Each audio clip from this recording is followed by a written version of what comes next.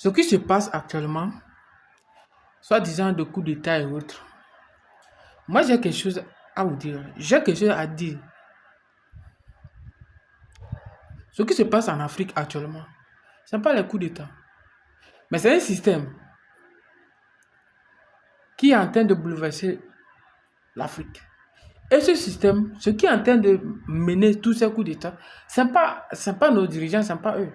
Parce que nous sommes tellement ignorants, nous et nos dirigeants, que le développement, ce n'est pas aller emprunter de l'argent. Aujourd'hui, avant-hier, je vous parlais de comment nos États se sont endettés jusqu'à 450 milliards de dollars d'intérêt seulement.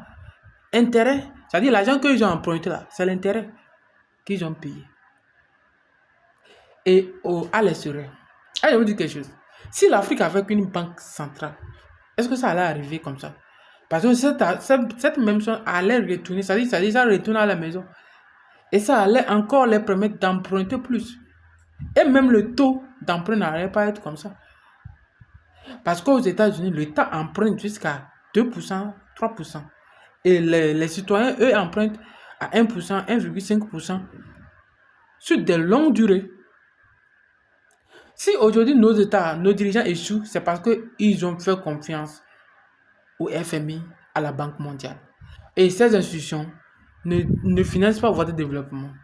C'est des institutions, je dis toujours, ils font du business. Et ces institutions font du business. Lorsqu'une société fait du business, c'est difficile de faire de l'intérêt, de faire un développement, de collaborer avec ces institutions pour avoir du développement. Le développement doit être impulsé à l'intérieur. Aujourd'hui, prenez la Côte d'Ivoire. Le président a emprunté beaucoup. Qu'est-ce qu'il en a fait?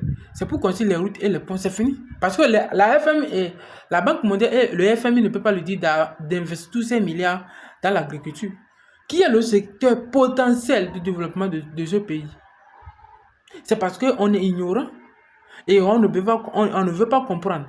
Ceux qui comprennent que le développement doit passer par l'agriculture en Afrique.